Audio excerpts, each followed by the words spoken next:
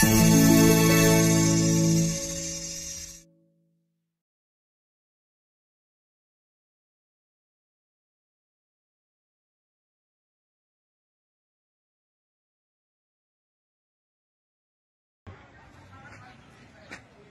عليكم ورحمة الله وبركاته. بسم الله والصلاة والسلام على رسول الله الأمين وعلى آله وصحبه أجمعين، أما بعد. فنحن في يوم السبت 4 لشهر ذي الحجة لعام 1441 الهجري، الموافق شهر 7 25 لعام 2020. نتفضل بافتتاح هذا المشروع القيم كما صورة مشاهدة ومعاينة على بركة الله. أولا جمهورية توجو، مشروع إنشاء مسجد رقم 21 الإشراف الشيخ حارث حفظه ورعاه.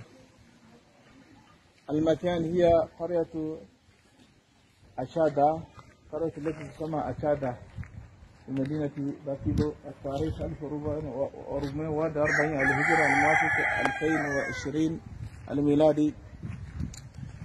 وكما ترون بعلوم الناس لوباء الذي حل بنا أي كورونا، وعلى ذلك ودنا أن نجمع الناس، ولكن بما أن الحكومة منع التجمع لذلك اكتفينا بالمسجد وحيد دون الأناس إن شاء الله. فهذا هو الذي قمنا به، فالحمد لله على هذه النعمة القيمة. نسأل الله سبحانه وتعالى أن يتقبل منكم صالح الأعمال وأجر كل في ميزان حسناتكم يوم لا ينفع مال ولا بنون إلا من أتى الله بقلب سليم. وشكرا لكم مجددا. هذا هو خارج المسجد، بعد قليل سنتوجه إلى الداخل. شكرا لكم، السلام عليكم ورحمة الله وبركاته. عليكم السلام ورحمة الله وبركاته. فالآن كنا في داخل المسجد، ما شاء الله تبارك الله، كما تشاهدون الصفوف مرتبة على النظام. وهنا مكان الإمام ما شاء الله، أي مقدم المسجد. فهذا هو الفوق ما شاء الله تبارك الله. العمل منجز وجيد ما شاء الله تبارك الله. فعلى ذلك لا يجزيكم خيرا، بارك الله فيكم.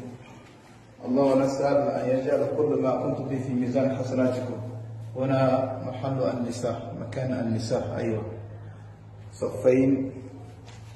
شكرا لكم، الله يتقبل منكم صالح الأعمال ويجعل كل في ميزان حسناتكم يوم لا ينفع مال ولا بنون إلا من أتى الله بقلب سليم.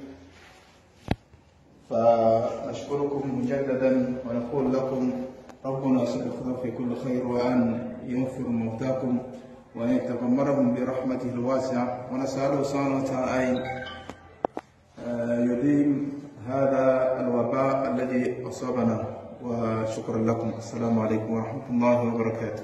وعليكم السلام ورحمة الله وبركاته.